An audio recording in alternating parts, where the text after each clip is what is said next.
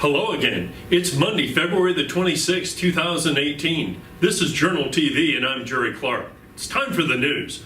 Two energetic 9th Congressional District hopefuls showed up at the Masonic Theater on Saturday to tell the public about their positions on a wide range of public issues. About 70 folks showed up for the Virginia Democratic Party event. The candidates were frank about issues like gun violence. Watch. The 9th District fared extremely well for nearly 30 years under the Democratic Congressman Rick Boucher, and his efforts can be seen all across the district. His GOP successor in that office has hardly been seen in 8 years. It's time, past time, for a change. It's easy for each of us to sit in the comfort of our friends, to sit, have a quiet life in business, and just enjoy life. The more difficult life and the one that's more rewarding is that of public service. I think we can also come to some serious agreement on limiting the size of these magazines. Now, everyone who hunts, every sportsman, anyone who cares about actually being an accurate shooter they know they don't need 10, 20 rounds, right? If you're a hunter, if you miss your first shot, that's kind of it. You don't need 8 more in your magazine, right? We should do several things. The background check system, limits on the firepower. And the firepower isn't just AR-15s. There's all kinds of guns out there with tremendous firepower. The third thing is remove that ridiculous 1996 policy that prohibited the federal government from studying the causes of gun violence. And then the last thing I'd say is to put more resources into mental health, more resources into domestic violence prevention and protection. The two candidates also took time out to speak with JournalTV about their #1 issue after the formal Masonic Theater event. Listen. The biggest issue is rebuilding our economy. It's happening in little bits all across the district, from the little town of St. Paul to Galax to some very innovative new manufacturers that are emerging in Radford and Bristol and other places. But this just needs to be strengthened. It needs to be accelerated. We need to rebuild our economies, I say, from the bottom up. If there's one thing I can vote on in my time in Congress I'd be happy with, it would be Medicare for all. The healthcare system now, as we all know, is so complicated, it's so much paperwork, and it's crazy expensive, even for people who have insurance, and even people who have good insurance. They still can't afford it. They're still filing medical bankruptcy, which is completely unacceptable. So I want to focus so much on Medicare for all because this is, I want to stress, this is the only way forward on healthcare, folks.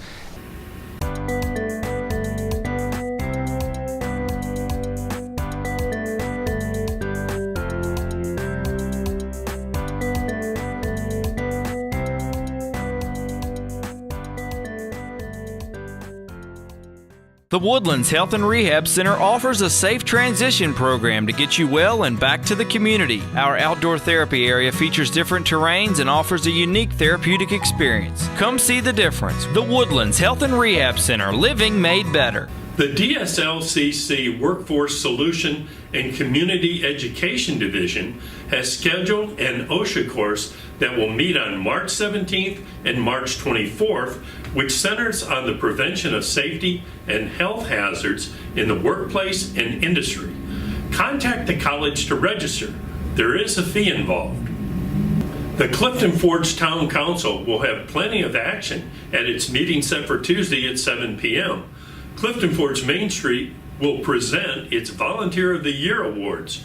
The mayor will note some special recognitions, and reports from Marla Ackridge of the area's Economic Development Corporation, Jeff Stern of the Masonic Theater, and Leanna Tyler on the town's annual financial report. And now a word from our sponsor.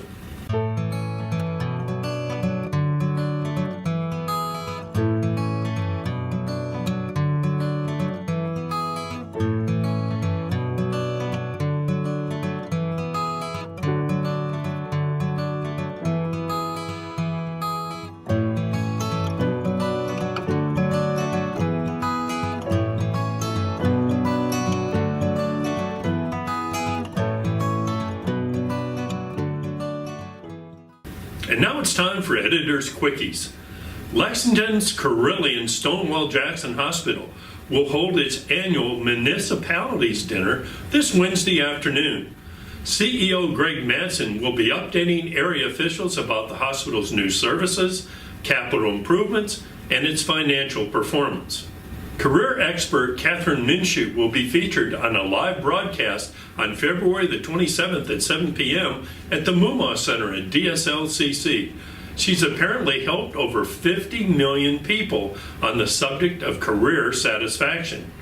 Hey, it's free, and you might well learn a lot. Let's take a look at some upcoming events.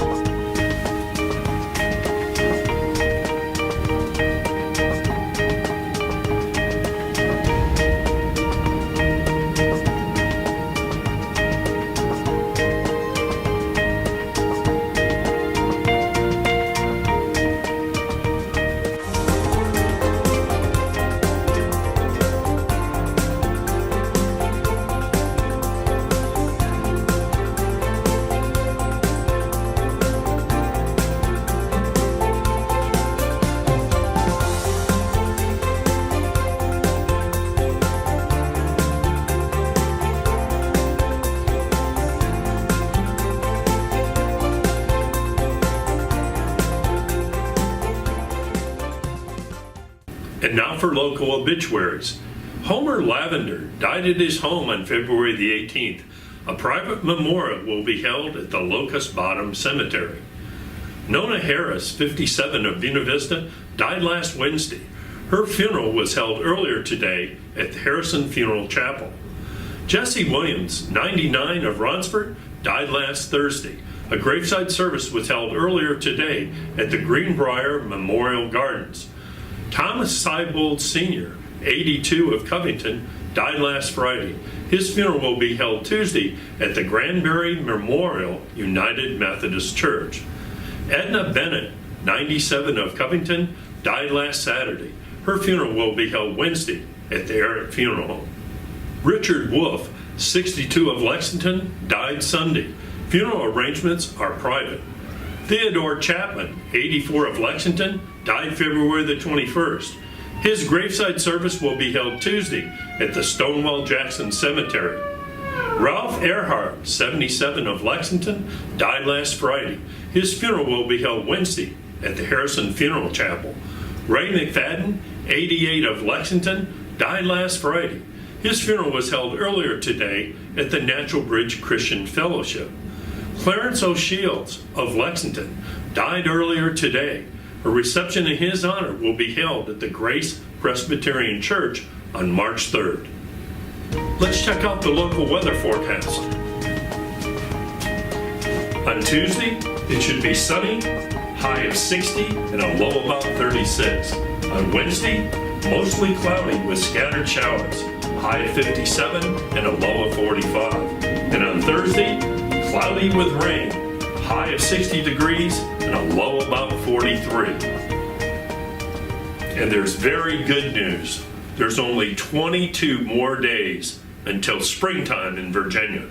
And that's the way it is on Monday, February 26, 2018. More stories, photos, videos, and interviews are available 24/7, 365 on AlleganyJournal.com, YouTube, and on our soaring Facebook page.